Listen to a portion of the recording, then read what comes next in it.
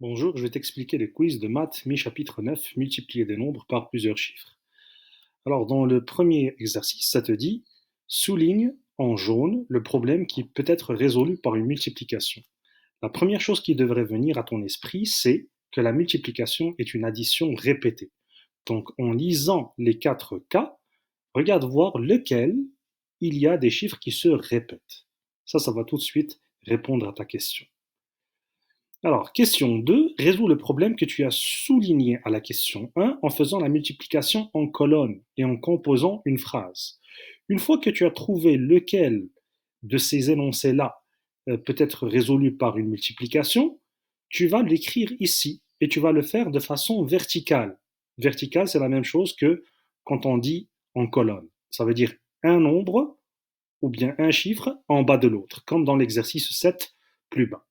Et après, tu vas écrire une phrase complète. D'accord? Parce que dans cela, il y a des questions. Donc, tu écris une phrase complète de ta multiplication pour dire que tel ou tel a réussi à avoir tel ou tel nombre. 3. Fais les multiplications de la leçon 2. Alors, ça, c'est la leçon 2. Ça veut dire que c'est une référence. Si tu veux avoir un exemple de la question 3, tu te réfères à la leçon 2 de ton cahier compas. Rappelle-toi que toutes les multiplications par un nombre finissant par 0, tu as juste à faire la multiplication, par exemple, de 7 par 1, qui donne un nombre, puis tu lui rajoutes le 0 qui est après le 1. S'il y en a 2, tu rajoutes 2, s'il y en a 3, tu en rajoutes 3, s'il y en a 1, tu en rajoutes 1. 4. Jérôme a planté 5 rangées de 8 arbres. Combien d'arbres a-t-il planté? Complète les espaces vides. Ça encore, c'est ta leçon 3. Alors, on te dit, il y a. Ici, tu dois mettre le nombre de rangées et ici le nombre d'arbres. Ok? Il y a donc ces nombres-là, ou bien ces chiffres-là que tu as mis là, tu vas les mettre là.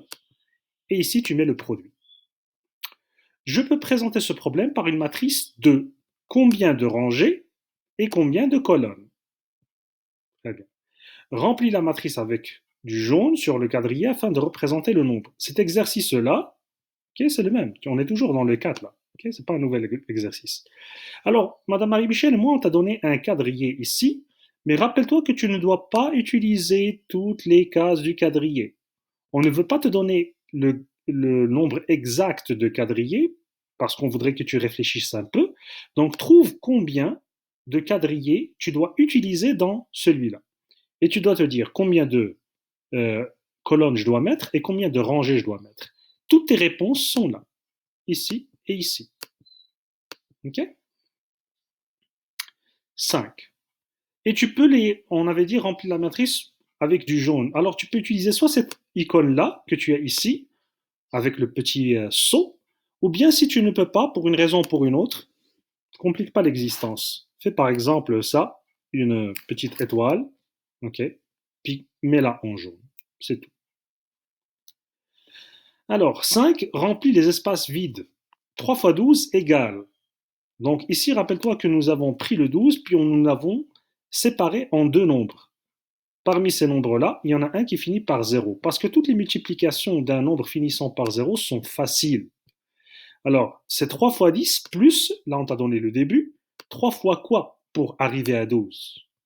Okay? Rappelle-toi que c'est le 12 là qu'on a séparé en deux nombres. Tu vas l'écrire ici. 3 fois 10, tu vas mettre le produit là. 3 fois le nombre que tu as trouvé pour que ça fasse 12, tu l'écris là. Et après, tu vas rajouter ce nombre-là à ce nombre-là et mettre la réponse ici. Remplis la matrice, le résultat du 3 fois 10 doit être en rouge et le restant en bleu. Ça veut dire ça là. Là, on est dans le 5. Le 5, il y a le 5A, 5B. Ils sont tous les deux reliés. Alors, quand tu vas trouver la réponse là, tu vas prendre ton résultat puis tu vas le mettre ici, en forme de matrice. Ça veut dire que tu dois mettre le 3 fois 10 quelque part là, et le 3 fois le nombre que tu avais trouvé que tu dois rajouter à 10 pour que ça fasse 12, quelque part là. Mets le 3 fois 10 en rouge et le restant en bleu. Je vais terminer cette vidéo euh, de l'explication du quiz dans une autre vidéo vu que le 5 minutes ne me suffit pas.